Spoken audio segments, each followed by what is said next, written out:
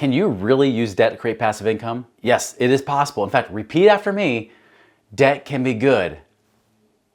Okay, I didn't hear anything, but that's because I'm talking to myself right now. But debt can actually be good. However, there is a caveat here.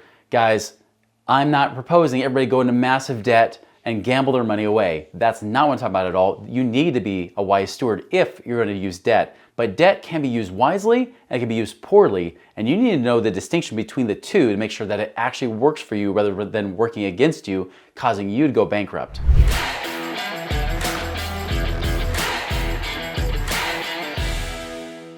All right, so what is bad debt? What is good debt? Now, depending on who you ask, some people will say that there is no good or bad debt. There's only good debtors or bad debtors. And that's partly true. Now, some people will say like housing debt's always good debt. Some people will say business debt is always good debt or buying a car. I will just tell you this, from my experience in over 20 years working with literally thousands of people, I will tell you this much. It's not so much about the debt, although that does help. It's more about the person getting the debt. That's the biggest thing. What kind of steward are you? Now, if you're a natural spender, no debt is good. Debt is always bad for you because you will just blow it. You will find a way to gamble it away. Even if you try to invest with it, you will make bad decisions. If you're a saver, debt could be good, but you're usually too dang scared to do anything about it, right? Because you're freaked out because you've been taught your whole life that debt is evil, that you should be using it. And you'll even go to and tell people like, hey, in the Bible even says debt's bad. Well, if debt's so evil, why does Jesus use it in the Bible to do parables? And he actually uses it as a good way of using it. Something to think about. So again, it's about the steward. What kind of steward are you? Now, stewards, they're not spenders and they're not savers, because both spenders and savers live in a life of scarcity. Because, for example, spenders can never make enough money. That's why they keep having to earn more money so they can try to spend it. In fact, they'll ignore what they're spending and just focus on what money they can earn so they can blow it. But for savers, they stress themselves out because they can never save enough. They can never pay off their debt fast enough. It's just never enough. But if you're a wise steward, stewards realize you take the best of the spender and the saver and put it into one person. Because the spender's at least willing to use money, because money is meant to be used to create something more. But stewards, what they love to do is they love to multiply. They like to make increase. They want things to become better, right? They want to always amplify whatever they're doing. And in a way that doesn't just help themselves, but even helps others around them. So yes, they want their money to grow, but they want it to grow wisely. And this is where debt can be a great tool for them. So what is good debt? What is bad debt? Well, in the hands of a steward, almost any debt can be good debt depending on the terms. So for example, I've learned over the years how to be a wiser steward of my money. I used to be more of a saver. I used to be the person that would always teach people to always pay off your debt. I was like the Dave Ramsey fan, right? Pay it off, debt's evil, get out of it, and then you'll be financially free. But in reality, when I saw those people's lives, even when they were debt free, they were not financially free. They never felt free. They never felt like they had enough to ever be free. And so as I started to learn how to use my money better, I realized there are some better ways of using debt. For example, when I buy real estate, when I buy a property, something that has real tangible assets, yes, I love debt, especially because it's lower interest rates. I've even used debt for business. Like business debt can be a wonderful thing if you know what you're doing in business. I'll give you an example here. I had an SBA loan. That's a small business loan that I got from the bank. They gave me a $25,000 loan. Now that payment at that time was only about $150 a month.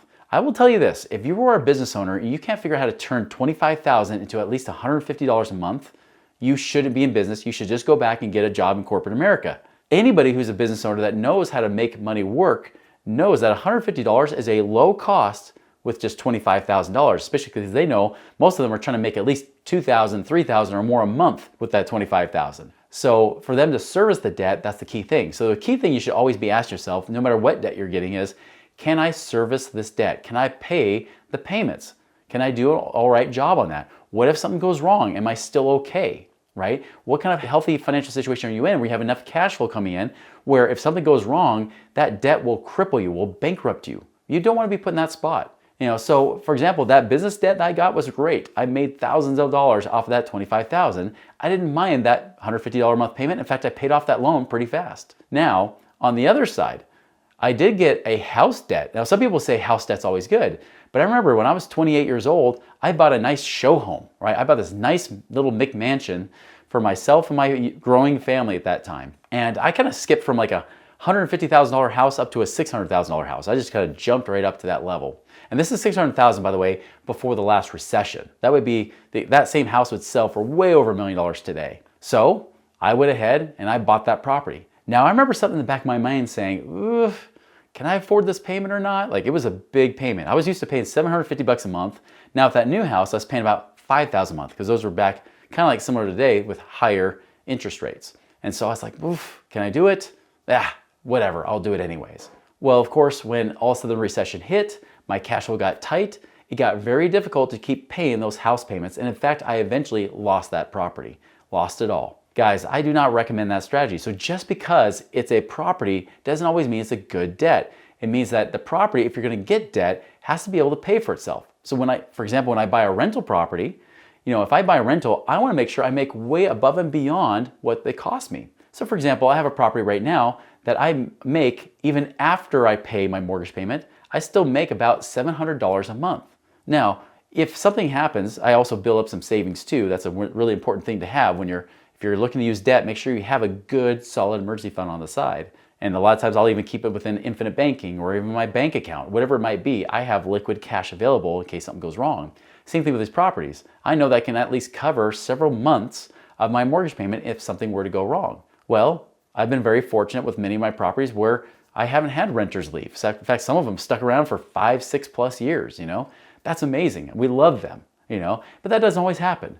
So I wanna make sure I have those liquid reserves when I start to bring in that cash flow. Don't spend everything you get if you get those properties. But here's the key important point, is that even if the rent didn't pay me, because I have so much extra profit on that property, I can actually almost pay 2 months of rent or 2 months of mortgage payments with that rent payment that I get from that renter. Now, here's the trick. This is a warning when it deals with debt, do not take all that extra cash and put it towards that mortgage payment. There are some people that teach that strategy. That is dangerous, very dangerous, because what happens if all of a sudden that renter stops paying, you have to evict them, or your property manager has to evict them, or whatever it might be. What happens if you stop getting paid? If you lock all your money away in equity in that property, it's trapped. That's what happened to me with my little McMansion. See, if I were to go back in time and redo my financial situation again to be a safer investor in my real estate, I would have actually kept that extra cash instead of paying extra on my mortgage. Understand that I had $150,000 of equity in that property and I couldn't keep making the payments.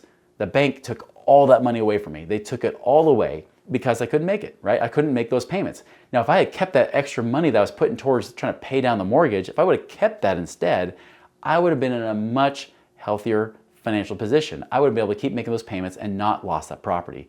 That is important, guys. I know it's the opposite of what's taught out there because they don't really look at real life. They don't look at the curves that get thrown. You want to have cash reserves while you're using your debt. All right, now, if you do have debt, and maybe you're wondering like if I should be paying off or not, there are some debt that's not great. Like, I don't think consumer debt's very good. I think education debt could be good, but even student loan debt could be bad, right? But here's the way I determine with debt that I already have, which ones to pay off and which ones not to. And it's called the cash flow index. The cash flow index is simply this. I take the balance of the loan and I divide it by the minimum monthly payment and I get a number. I get that index. I want to pay off the lowest index first. And this stares in the face of a lot of people that talk about ways to pay off debt. Some will tell you pay off the highest interest rate.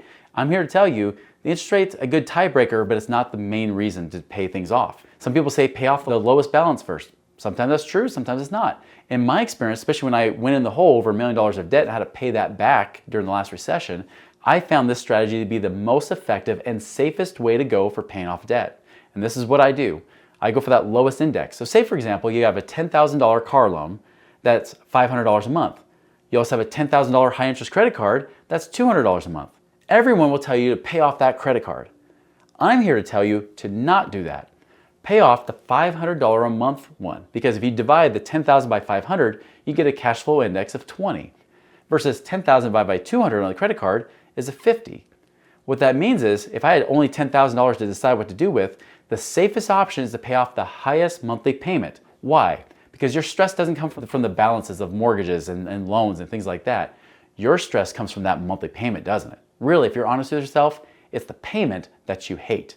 The balance you don't like either, but it's the payment that creates the stress, especially when there's a curve thrown in your life. Especially when you get a curve thrown at you, like maybe you get laid off, or maybe there's an unexpected expense in your life and you don't have sufficient enough reserves to keep paying for those things, then you're in trouble. So I go for that lowest index first because I can always take that 500, pay off that credit card within a year anyways, and you don't really get charged that much in interest over that 12-month period. Much less than what most people will lead you to believe. You trust me, calculate the numbers, you'll find out I'm telling the truth here. But I go for that payment that's highest.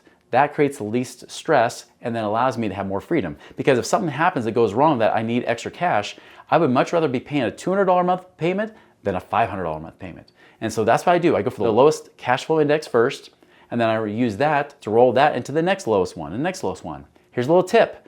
If it's a low interest mortgage, low interest student loan, or it's something, or even a car loan where the payment is fixed, even if you're paying it all the way down, but the payment doesn't change like a credit card does as you pay it down.